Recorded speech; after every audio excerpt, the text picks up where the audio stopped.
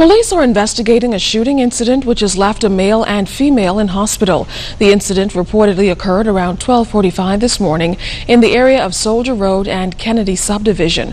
According to police, a white Nissan station wagon occupied by 4 people was traveling west on Soldier Road. When they were approached by a male on a motorbike. It's reported that the culprit fired gunshots which resulted in the 2 rear seat passengers being hit. The victims were taken to hospital by emergency personnel, where the male is tonight detained in serious condition and the female in stable condition. Police are following significant leads into this matter. Well, don't mind the noise in the market, just mind the price of the fish, especially since it's gone up this Easter season. Fern Carey spoke with fishermen today about the apparent shift in demand. For many fishermen, the Easter holidays usually help to drive sales and boost their bottom line. But this year, Captain Tony Culmer says business has been slower than usual. He believes the high demand and apparent low supply of small fish is causing fishermen to drive up prices way over last year. He also believes it's forcing many customers to shop elsewhere. I sold my fish for snappers for $120. I was told that individuals who was here before me were selling snappers between $150, $140. Those who came after me, they sold for $140, $150. Now there isn't any snappers here by the kit, and so everyone's holding on to what they have to retail. We also talked to Captain Sweeting of the Blue Water fishing vessel. He confirmed that his prices range from $100 to $180 for a kit of fish and $50 for a bag of 5 fish. He blamed the prices on fuel and operating costs. However, he had this to say about sales. So far, it's been good. Can't complain. Meantime, the high price of fish is not sitting well with these residents. This morning, this fish is extremely high. One of the Spanish people told me that fish is $50 for, look like it's about 5 in the bag. I think that's too high. That's a killing. You know, I normally pay $20 for my fish, or maybe $25, but I don't think that price is reasonable. Last year, the bag of fish was like going $85. They're now $180 or $195. I think it's too high. Meantime, Captain Culmer had this advice for last-minute shoppers. There's very little fish here, and I haven't heard of any other boats coming in. And then I also heard that the fish houses don't have much fish, small fish. So the chances are those who are going to wait until tomorrow or Friday morning to get the fish, they might be out of luck. Fern Carey, ZNS News.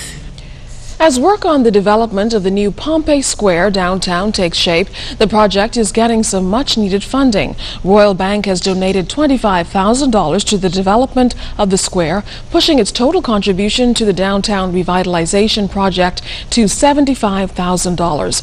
RBC's head of personal banking, Nathaniel Benaby, says the bank is pleased to partner with the downtown master plan, especially since the bank has had a presence on historic Bay Street since 1917. It is important that all the property owners and the total Bahamas and indeed New Providence in particular participate in this initiative because it benefits the entire country.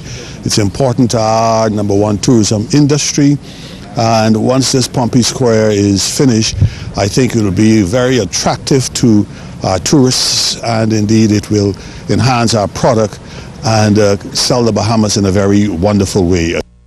Meantime, head of business banking George Roach says the investment is critical in making the destination second to none, while project director Ed Fields is hoping others will catch the vision. When you look around here and you see the beauty of the city, and you also see what's possible, it's an undertaking in partnership like this that'll really bring NASA to the next level. The amount of effort that's required in volunteerism in this project and donation of time and also money is what's really going to make this a community effort rather than just an effort by the government itself. We appeal to others to assist us. This is a government-private sector partnership. we are getting a contribution from the government, but we also need stakeholders in the private sector to join RBC and others to contribute to this project, which I think all Bahamians will be proud of and all Bahamians will be able to take advantage of going forward. An 11th grader at the Anatole Rogers High School is the new Junior Minister of Tourism.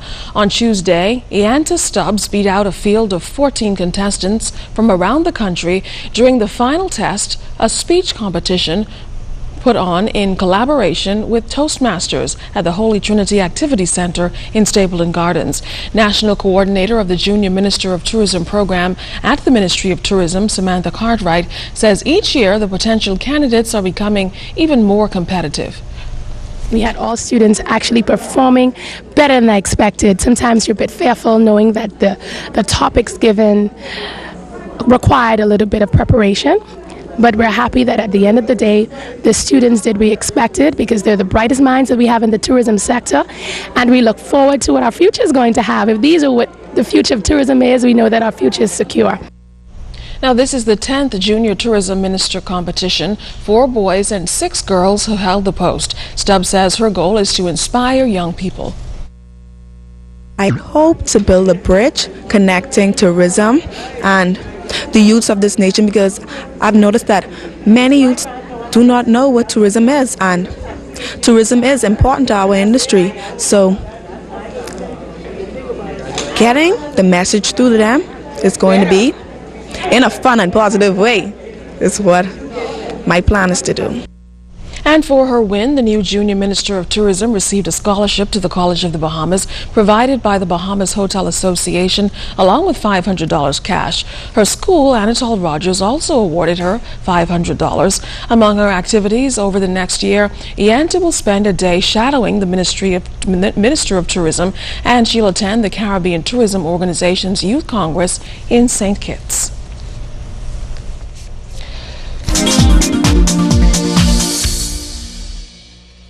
Good evening, everyone. I'm LaDawn Davis. Here's what's making business news today.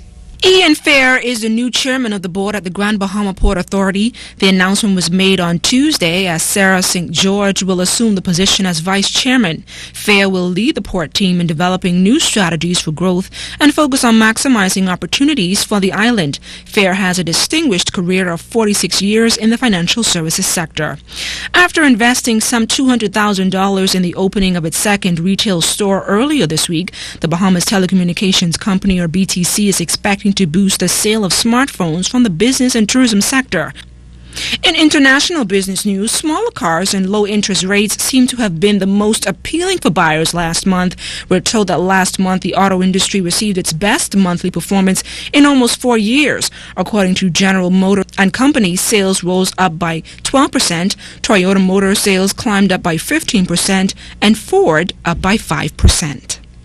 Remember, you can send us an email or join us on www.znsbahamas.com or become our friend on ZNS's official Facebook page. And that's a look at your Royal Fidelity business news this Wednesday. I'm LaDawn Davis. Good evening, everyone.